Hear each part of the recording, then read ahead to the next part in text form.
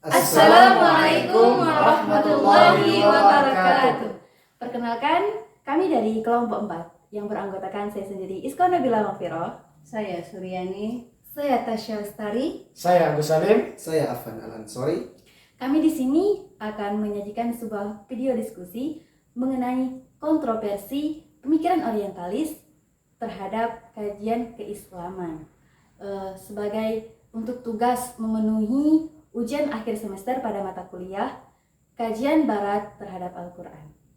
Selamat menyaksikan.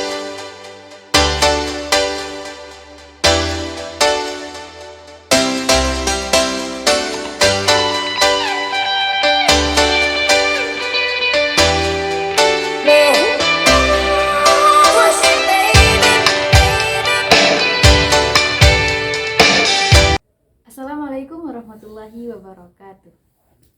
Seiring dengan berkembangnya zaman, agama Islam setelah melalui berbagai macam rentetan perjalanannya hingga ia mencapai puncak kejayaan yang menempatkannya menjadi pusat perhatian dunia. Hal inilah yang membuat ketertarikan berbagai macam negara untuk meneliti Islam, terutama para orientalis barat. Salah satu yang menjadi daya tarik kajian orientalis ialah kajian studi Al-Quran. Al-Quran yang diyakini sebagai pedoman bagi para pemeluknya. Juga di dalamnya terdapat berbagai macam misteri yang membuat orientalis merasa tertantang dan tertarik untuk meneliti kajian Al-Quran. Namun, dalam kajian tersebut terdapat kontroversi pemikiran orientalis di dalamnya. Oleh sebab itu, pada kesempatan ini, kami akan mendiskusikan mengenai kontroversi pemikiran orientalis terhadap kajian Al-Quran. Nah, telah hadir bersama kami teman-teman yang akan sama-sama mendiskusikan hal tersebut. Baiklah, ada Umi Suryani. Selamat malam Umi, apa kabar? Alhamdulillah baik. Alhamdulillah. Ada Tasya Lestari. Selamat malam Tasya, apa kabar? Alhamdulillah baik. Ada Agus Salim. Selamat malam Agus, apa kabar? Ada Afan Al-Ansori. Selamat malam Afan, apa kabar? Alhamdulillah baik. Alhamdulillah. Baiklah, langsung saja ya kita masuk kepada pembahasan pertama kita. Ya, kepada saudara Aksan. Hal apa yang membuat orientalis itu merasa tertarik untuk mengkaji Al-Quran? Nah, hal yang membuat orientalis itu tertarik kaji Al-Quran itu karena historistik Al-Quran itu untuk mengkajinya dan menjelajahinya bukan hanya untuk gimana ya, bukan suatu hal yang mudah untuk mengkaji kemudian menjelajahi historistik Al-Quran. Jadi tidak heran kalau sarjana barat itu tertantang menelaah atau mengkaji lebih dalam tentang Al-Quran. Kemudian dalam kajian tersebut tentu ada kontroversi ya di dalamnya. Jadi saudara akan barangkali bisa menyebutkan apa saja kontroversi pemikiran orientalis terhadap kajian Al-Quran. Baik. Menurut saya yang menjadi kontroversi orientalis dalam studi Al-Quran ialah tentang otentisitas Al-Quran, bahwa mereka beranggapan bahwa Al-Quran tidak berasal dari bahasa Arab, akan tetapi berasal dari bahasa Syriac, Aramaik. Kontroversi yang pertama tadi yaitu mengenai otentisitas Al-Quran. Bagaimana pendapat Umi tentang tokoh yang mempermasalahkan mengenai otentisitas Al-Quran tersebut? Orientalis yang meragukan otentisitas Al-Quran itu salah satunya John Wanworth. Dia seorang ahli dalam ilmu tafsir dan terkemuka.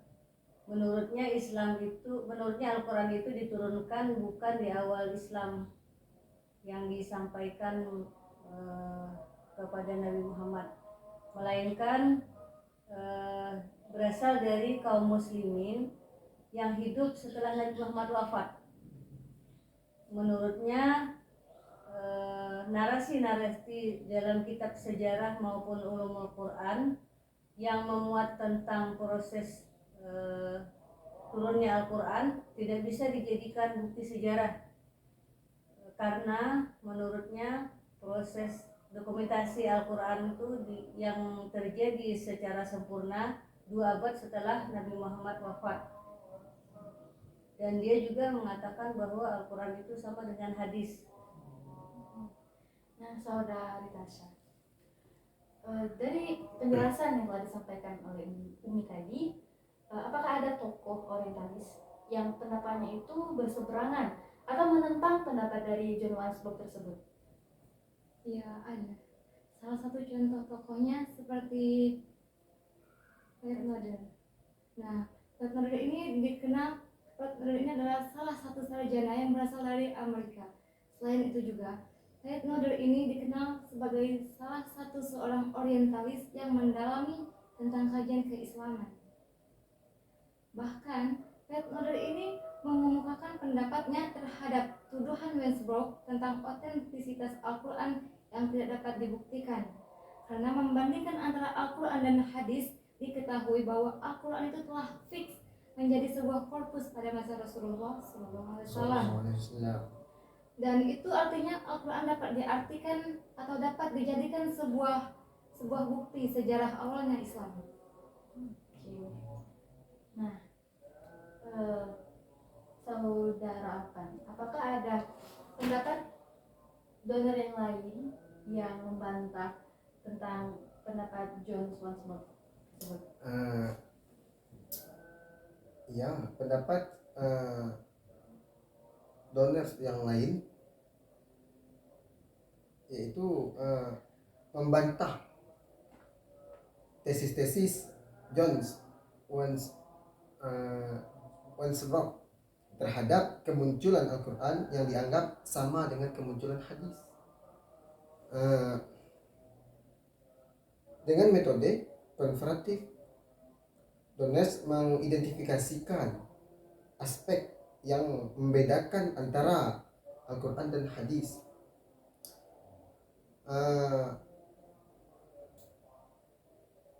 Dari aspek tujuan Al-Quran bertujuan untuk kebutuhan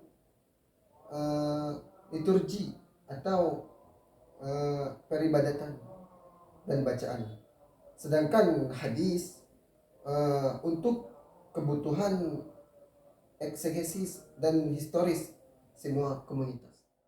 Wah, menarik sekali ya pembahasannya. Baiklah, kita memasuki masalah kontroversi yang kedua, yaitu tentang anggapan orientalis yang menyatakan bahwasanya Al-Quran itu bukanlah berasal dari bahasa Arab, melainkan berasal dari bahasa Syria Aramaik. Nah, bagaimana pendapat Saudara Agus Salim tentang tokoh yang mengemukakan hal tersebut? Baik. Jadi pendapat itu mengingatkan dari ungkapan salah satu orientalis bernama Christoph Luxemburg. Jadi Christoph Luxemburg ini juga menyatakan hal yang sama tadi, bahwa Al-Quran itu bukan berasal dari bahasa Arab. Nah, siapa Christoph Luxemburg ini? Jadi Christoph Luxemburg ini ialah seorang orientalis yang tertarik mengkaji tentang Al-Quran.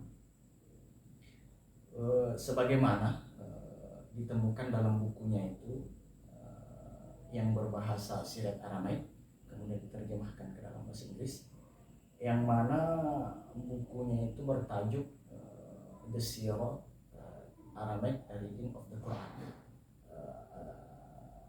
a contribution to the decoding of the Quran language. Jadi maksud dari judulnya tadi itu cara mempelajari atau memahami Al-Quran dengan bahasa Syriac Aramaik. Kemudian dalam ungkapan judulnya itu bahwa bahasa Syriac Aramaik itu juga sebuah sumbangsi untuk memecah sulitnya atau memecah sulitnya mempelajari atau memahami bahasa Al-Quran. Nah, di sini juga Luxemburg melontarkan kritik tentang otentitas bahasa Al-Quran. Menurut Luxemburg,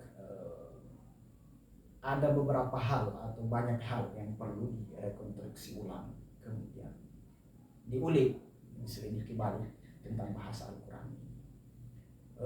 Kemudian Luxemburg ini juga menyatakan bahwa sama halnya yang pertama tadi, bahwa Al-Quran itu bukan berasal dari bahasa Arab, dan kata Luxemburg itu bahasa yang di dalam Al-Quran itu banyak ngambil atau menjadikan bahasa-bahasa di dalam Al-Quran itu dari Syriac Aramaik tadi. Selanjutnya Saudari Tasya. Menurut Saudari Tasya, apa yang melatar belakang Luxemburg sehingga ia berpendapat bahwasannya bahasa Al-Quran itu bukanlah berasal dari bahasa Arab, melainkan berasal dari bahasa Syriac Aramaik? Hal yang melatar belakangi Luxemburg berpendapat sedemikian itu ialah karena adanya perbedaan pendapat dalam bacaan Al-Quran, yang mana hal itu menjadi faktor munculnya pertanyaan seputar belum sempurnanya bahasa Arab sebagai bahasa tulis. Nah, hal yang sedemikian itulah yang melatar belakangi Luxemburg menjadikan atau menggunakan analisis filologis bahasa Syriac dalam mengkaji bahasa Al-Quran. Nah, dari penjelasan yang telah disampaikan oleh Saudara Agus Salim dan Saudari Kasa Lestari tadi, adakah tokoh yang bertentangan atau menolak pendapat Luxemburg tersebut? Ya, maksudnya Sejauh yang kita tahu, ada seorang orientalis dari Jenewa yang bernama Dr. Taylor. Dia mengkritik pendapat Luxemburg yang mengatakan bahwa Al-Quran itu bukan bahasa Arab, tapi bahasa campuran Aramiat Arab. Menurut Dr. Taylor ini, bahwa Al-Quran itu murni kalam Allah karena memiliki sanad, dan Al-Quran itu juga bahasa Arab, bukan bahasa campuran antara Aramiat dan Arab. Menurutnya Al-Quran itu juga tidak sama dengan kitab-kitab samawi lain yang bisa diubah menurut nalar pemeluknya. Kemudian Al-Quran itu juga di dalamnya ayat-ayat yang ada di dalam itu tidak ada pertentangan satu sama yang lain.